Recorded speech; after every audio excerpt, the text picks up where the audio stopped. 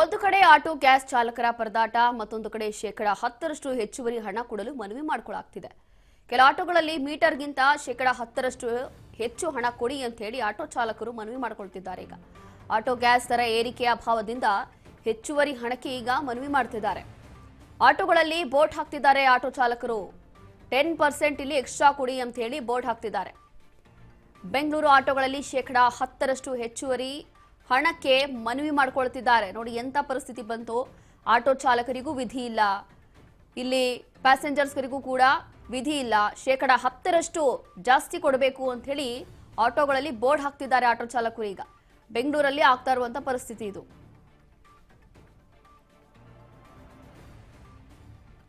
Auto gas ದರ ಏರಿಕೆಯ ಅಭಾವದಿಂದ 10% ಈಗ ಜಾಸ್ತಿ ಕೇಳ್ತಾ ಇದ್ದಾರೆ.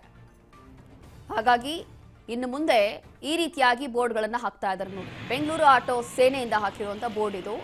ಆಟೋ ಗ್ಯಾಸ್ ಅಭಾವ ಮತ್ತು ಗ್ಯಾಸ್ ದರ ಏರಿಕೆಯಿಂದ ಮೀಟರ್ ದರಕ್ಕಿಂತ 10ರಷ್ಟು ಹೆಚ್ಚಾಗಿ ಪಾವತಿ ಮಾಡಬೇಕು. ವಿನಂತಿ, ಪ್ರಯಾಣಿಕರು ದಯವಿಟ್ಟು ಸಹಕರಿಸಿ ಅಂತ ಹೇಳಿ ಈ ರೀತಿಯಾಗಿ ಬೋರ್ಡ್ಗಳನ್ನು ಹಾಕೊಳ್ತಿದ್ದಾರೆ. ಈಗ ಆಟೋಗಳಲ್ಲಿ ಎಕ್ಸ್ಟ್ರಾ 10% ಪೇ ಮಾಡಿ. ಮೀಟರು ಅಥವಾ ನೀವೇನೋ ಒಂದು ಆ್ಯಪ್ಗಳಲ್ಲಿ ಏನು ಆಟೋ ಬುಕ್ ಮಾಡ್ತೀವಲ್ಲ, ಅದರಲ್ಲಿ ಎಷ್ಟು ಬಂದಿರುತ್ತೋ ಫೈನಲಿ ಅದಕ್ಕಿಂತ 10ರಷ್ಟು ನೀವು ಜಾಸ್ತಿ ಎಕ್ಸ್ಟ್ರಾ ಪೇ ಮಾಡಿ. ಕಾರಣ ಏನು ಅಂತಂದ್ರೆ ಇಲ್ಲಿ ಗ್ಯಾಸ್ ಸಿಗ್ತಾ ಇಲ್ಲ, ಮತ್ತೊಂದು ಕಡೆ ಸಿಗುವಂತಹ ಗ್ಯಾಸ್ ಅಲ್ಲೂ ಕೂಡ ದುಪ್ಪಟ್ಟು ಹಣ ಕೊಟ್ಟು ಇವರು ಗ್ಯಾಸ್ ಅನ್ನ ಖರೀದಿ ಮಾಡ್ತಿದ್ದಾರೆ, ಫಿಲ್ ಮಾಡಿಸ್ಕೊಳ್ತಿದ್ದಾರೆ. ಹಾಗಾಗಿ ಸದ್ಯದ ಪರಿಸ್ಥಿತಿಗೆ ಇದಕ್ಕೆ ಯಾರು ಹೊಣೆ ಅಂತ ಗೊತ್ತಿಲ್ಲ. ಈಗ ಪ್ರಯಾಣಿಕರು ಇದನ್ನ 10% ಜಾಸ್ತಿ ಕೊಡಿ ಅಂತಂದ್ರೆ ಈ ಕಡೆ ಪ್ರಯಾಣಿಕರ ತಪ್ಪಲ್ಲ, ಮತ್ತೊಂದು ಕಡೆ ಆಟೋ ಚಾಲಕರ ತಪ್ಪು ಅಲ್ಲ, ಅಥವಾ ಈ ಗ್ಯಾಸ್ ಬಂಕ್ ಸಿಬ್ಬಂದಿಯ ತಪ್ಪು ಅಲ್ಲ. ಕಾರಣ ಏನು ಅಂತಂದ್ರೆ ಆ ಪರಿಸ್ಥಿತಿ ಇದೆ. ಈಗ ಎಲ್ಲವೂ ಕೂಡ ಅಭಾವ ಇದೆ, ಸಿಗ್ತಾ ಇಲ್ಲ. ಇದೆಲ್ಲವೂ ಕೂಡ ಯುದ್ಧದ ಎಫೆಕ್ಟ್. ಹಾಗಾಗಿ ಹೆಚ್ಚುವರಿ ಹಣ ಕೊಡಿ ಅಂತೇಳಿ ಈಗ ಆಟೋ ಚಾಲಕರು ಈ ರೀತಿಯಾಗಿ ಆಟೋಗಳಲ್ಲಿ ಬೋರ್ಡ್ಗಳನ್ನು ಹಾಕ್ತಾ ಇದ್ದಾರೆ. ಬೆಂಗಳೂರು ಆಟೋ ಸೇನೆಯಿಂದ ಹಾಕಿರುವಂತಹ ಬೋರ್ಡ್ ಇದು. 10% ಎಕ್ಸ್ಟ್ರಾ ಹಣ ಕೊಡಿ. ಎಷ್ಟು ಹಣ ಆಗಿರುತ್ತೋ ಅಷ್ಟಕ್ಕೂ ಜಾಸ್ತಿ 10% ಹಣ. ಮತ್ತಷ್ಟು ಮಾಹಿತಿಯನ್ನ ಕೊಡ್ತಾರೆ ನಮ್ಮ ಪ್ರತಿನಿಧಿ ವಿನುತಾ, ಇದಕ್ಕೆ ಹೊಣೆ ಯಾರು ಅಥವಾ ಇದಕ್ಕೆ ಜವಾಬ್ದಾರಿ ಯಾರು ಅಂತ ಹೇಳಿ ಗೊತ್ತಿಲ್ಲ. ಇಲ್ಲಿ ಗ್ರಾಹಕರದು ಪ್ರಯಾಣಿಕರದು ತಪ್ಪಲ್ಲ, ಅಥವಾ ಇಲ್ಲಿ ಆಟೋ ಚಾಲಕರದು ಕೂಡ ತಪ್ಪಲ್ಲ. 10% ಜಾಸ್ತಿ ಕೇಳ್ತಿದ್ದಾರೆ ಅಂತಂದ್ರೆ ಇದಕ್ಕೆ ಪರ್ಯಾಯ ವ್ಯವಸ್ಥೆ ಏನು? ಇದು ಇನ್ನ ಎಷ್ಟು ದಿನ ಹೀಗೆ ಮುಂದುವರಿಯುತ್ತೆ? ಏನಿದೆ ಹೆಚ್ಚಿನ ಮಾಹಿತಿ?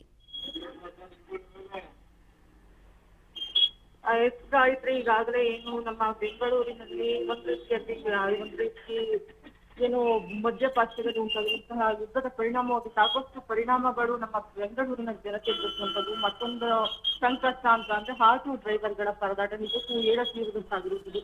ಎಲ್ಲೇ ಹೋದ್ರೂ ಕೂಡ ಅವರಿಗೆ ಪೆಟ್ರೋಲ್, ಆಟೋ ಗ್ಯಾಸ್ಗಳು ಸಿಗ್ತಾ ಇಲ್ಲ.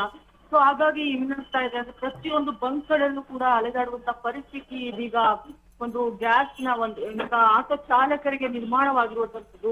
ಒಂದು ಬಂಕಿಂದ ಮತ್ತೊಂದು ಬಂಕಿಗೆ ಪರದಾಡುವಂತಹ ಪರಿಸ್ಥಿತಿ ಇದೀಗ ನಿರ್ಮಾಣವಾಗಿದ್ದು, ಕೆಲವೊಂದು ಕಡೆ ಎಕ್ಸ್ಟ್ರಾ ಕೊಡ್ತೀವಿ ಅಂತ ಅಂದ್ರೂ ಕೂಡ ಅವರಿಗೆ ಗ್ಯಾಸ್ ಸಿಗ್ತಾ ಇಲ್ಲ. ಯಾಕಂದ್ರೆ ಗ್ಯಾಸ್ಗಳ ಅಭಾವ ಸಾಕಷ್ಟು ಎದುರಾಗಿರುವಂತದ್ದು.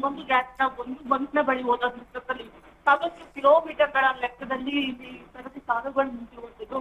ಯಾಕಂದ್ರೆ ಅಲ್ಲಿ ಎಷ್ಟು ಸ್ಟಾಕ್ ಇದೆ, ಆ ಸ್ಟಾಕ್ ಮುಗಿದ ತಕ್ಷಣದಲ್ಲಿ ಆ ಒಂದು ಸವಾರರಿಗೆ, ಆಟೋ ಚಾಲಕರಿಗೆ ಮುಂದಿನ ಬಂಕಿಗೆ ಹೋಗುವಂತೆ ಮನಸ್ಸಿನ ಕೂಡ ಮಾಡ್ಲಾಗ್ತಾ ಇರುವಂತದ್ದು. ಹಾಗಾಗಿ ಪ್ರತಿನಿತ್ಯ ಇದೇ ಪರದಾಟ ಎದುರಾಗಿರುವಂತದ್ದು.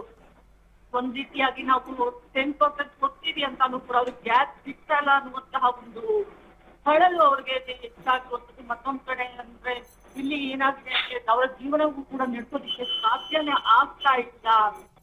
ಇದು ಸಾಕಷ್ಟು ಆಟೋಗಳು ತಮ್ಮ ಒಂದು ಆಟೋದ ಹಿಂಭಾಗದಲ್ಲಿ ಆ ಬೋರ್ಡ್ ಗಳನ್ನೇ ಕೂಡ ಹಾಕಿರುವಂತದ್ದು.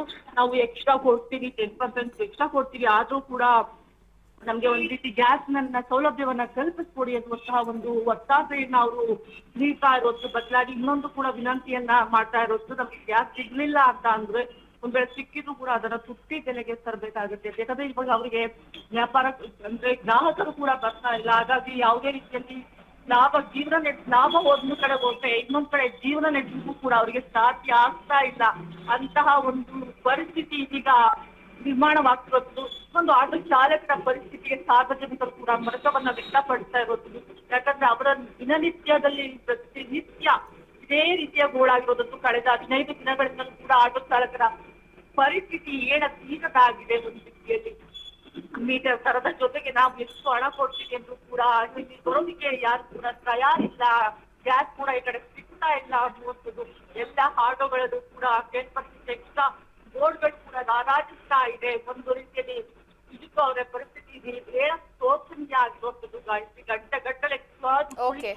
ಸುಸ್ತಾಗಿರುವಂಥದ್ದು, ಒಟ್ಟಾರೆಯಾಗಿ ಗ್ಯಾಸ್ ಅಭಾವ ನಿಜಕ್ಕೂ ಚಾಲಕರ ಒಂದು ಪರಿಸ್ಥಿತಿ ಯಾವ ರೀತಿ ತಂದು ಬಿಟ್ಟಿದ್ದಾರೆ. ಅವರು ನಿಜಕ್ಕೂ ಮೇಲೇಳೋದಕ್ಕೆ ಸಾಧ್ಯನಾ ಅನ್ನುವಂತಹ ಒಂದು ಪ್ರಶ್ನೆ ಎಲ್ಲರಲ್ಲೂ ಕೂಡ ಕಾಡ್ತಾ ಇರುವಂಥದ್ದು ಗಾಯತ್ರಿ. ಎಸ್, ಥ್ಯಾಂಕ್ ಯು ವಿನೋದ ನಿಮ್ಮೆಲ್ಲ ಮಾಹಿತಿಗಾಗಿ.